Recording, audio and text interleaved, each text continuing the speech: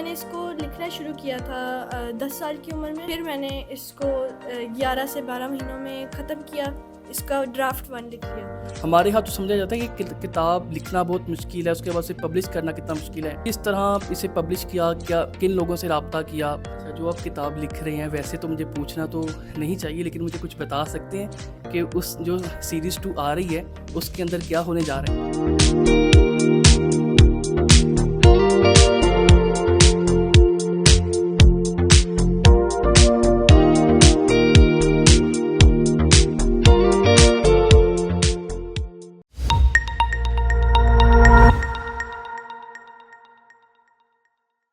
बिस्मिल्लाहिर्रहमानिर्रहीम, अस्सलाम वालेकुम।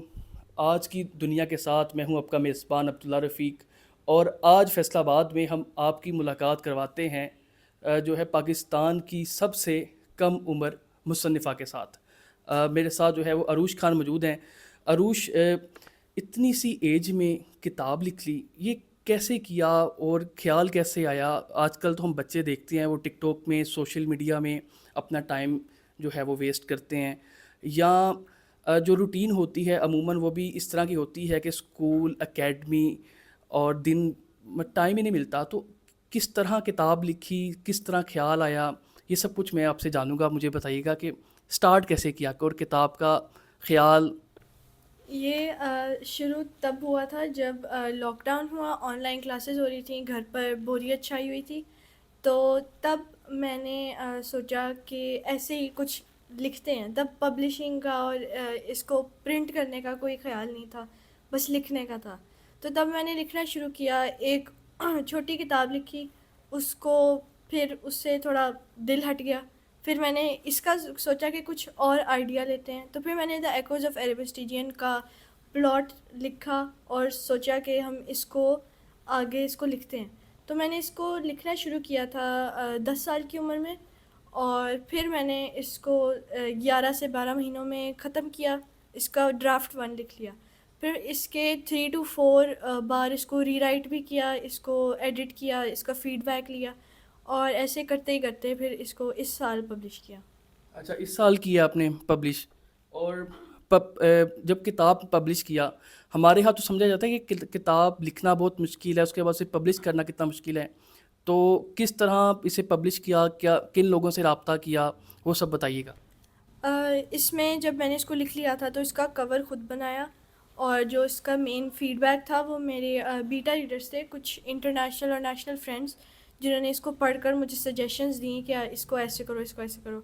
ये करके इसकी साथ थोड़ी थोड़ी सोशल मीडिया पे मार्केटिंग की, एक ऑडियंस ग्रो की। और जब पब्लिशिंग की बात है, वो हमारे साथ एक हाइब्रिड पब्लिशिंग हाउस थे, उनके साथ हमने उनको कांटेक्ट किया और उनके साथ हमने काम किया। अच्छा, मुझे किताब का बताइएगा कि जब आपने किताब लिख ली तो इसकी ज़बान कौन सी रखी आपने? द एकोज़ ऑफ एरेबस्टिजियन ये एक इंग्लिश लिटरेचर नावल है, और यानी इसको मैंने इंग्लिश में ही लिखा था, लेकिन आगे प्लान्स हैं कि शायद इसको हम उर्दू ट्रांसलेशन में भी लेके आएँ। अरे वाह, ये तो बहुत अच्छी बात है, जो पाकिस्तान के आम शहरी हैं वो भी इससे महसूस हो सकेंगे। इसके साथ साथ मुझे बताइएगा कि कुछ और भी लिख रही हैं आप? इसके साथ द एकोज़ ऑफ एरेबस्टिजियन एक 2 बुक सीरीज़ की फ़र्स्ट बुक है। तो इसका जो सेकंड, इसका जो सीक्वल है वो भी मैंने लिख लिया है। उसको अब हम री एडिट कर रहे हैं।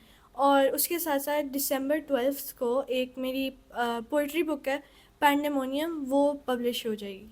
अच्छा, जो आप किताब लिख रहे हैं वैसे तो मुझे पूछना तो नहीं चाहिए, लेकिन मुझे कुछ बता सकते हैं कि उस जो सीरीज़ 2 आ रही है उसके अंदर क्या होने जा रहे हैं?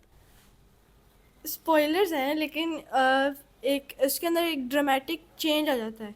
कैरेक्टर्स इसमें 15 इयर्स के होते हैं, लेकिन बुक 2 में वो 17 साल के हैं। तो वो एक टाइम जंप आता है, और उनकी लाइव्स अब सबकी चेंज हो चुकी हैं।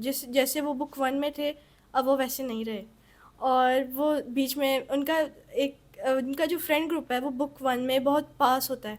तो बुक 2 में कुछ दूरियां क्रिएट होना शुरू हो जाती हैं, और वो सारे उसको ओवरकम करने की कोशिश करते हैं। अच्छा, तो जब आप किताब लिख रहे थे तो फैमिली में सबसे ज़्यादा सपोर्टिव कौन था, अम्मा या बाबा? दोनों। दोनों ने इक्वली सपोर्ट किया, और साथ साथ मेरी बहन भी थी, मेरी दादो भी थी, तो सब ने एक साथ किया। ठीक हो गया। तो अब मज़ीद जो है वो आप उर्दू में भी इस किताब को लेके आएंगी, और कुछ ऐसा पैगाम जो आप यूथ को देना चाहें, क्योंकि आजकल तो हम बच्चे देखते हैं वो सोशल मीडिया यूज़ करते हैं। पैगाम से पहले मैं आपसे ये पूछना चाहूँगा कि आप क्या सोशल मीडिया को टाइम नहीं देते? सोशल मीडिया मेरे लिए एक मेन स्ट्रीम मार्केटिंग का तरीका है। तो सोशल मीडिया पे राइटर ग्राम की कम्युनिटी है, वहाँ पे सारे राइटर्स एक दूसरे के साथ अपना कंटेंट शेयर करते हैं, और बहुत से राइटर्स हैं, ऑथर्स भी हैं और सोशल मीडिया पे।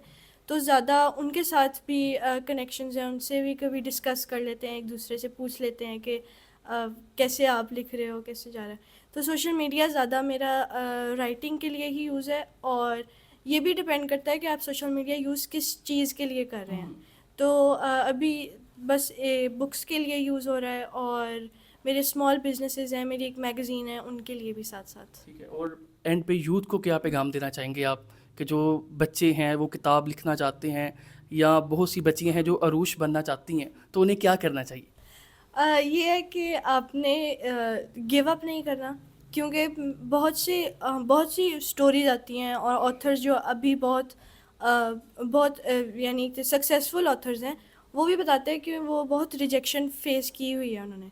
कि जैसे जिन्होंने लॉर्ड ऑफ द रिंग्स लिखी थी, वो एज 45 पे जाके उन्होंने बुक पब्लिश की थी, क्योंकि उनकी रिजेक्शंस बहुत ज़्यादा पाइल अप होती जा रही थी। तो अपने राइटिंग की जो इंडस्ट्री है, इसमें आपने रिजेक्शन को एक तरीके से इग्नोर करना है, क्योंकि आपकी जो स्टोरी है it's meant to be told. तो कुछ ना कुछ करते ही आपकी बुक्स पब्लिश हो सकती हैं, और हो भी जाएंगी, लेकिन बस आपने गिव अप नहीं करना और लिखते रहना है, क्योंकि ये एक बहुत ज़रूरी चीज़ है हम सब के लिए। अरूश, मुझे ये बताइएगा कि बात राइटर्स की हो रही थी, आपका पसंदीदा राइटर कौन है? बहुत से हैं, कुछ डिपेंड करता है कौन सा जॉनरा हो, कौन सी टाइप की बुक। लेकिन ज़्यादातर Dan Brown, George Orwell, Sylvia Plath's, Franz Kafka, बहुत से ऑथर हैं, और इन सब के वर्क्स मुझे पसंद हैं। अरूश, बहुत शुक्रिया आपका। जी, तो मेरे साथ जो है वो पाकिस्तान की सबसे छोटी मुसन्निफ़ा, सबसे छोटी नावल निगार अरूश खान मौजूद थी। मैंने आज अरूश से जो सीखा है वो सोशल मीडिया का पॉजिटिव यूज़ है। मुझे आप कमेंट सेक्शन में बताएं कि आपने अरूश से क्या सीखा।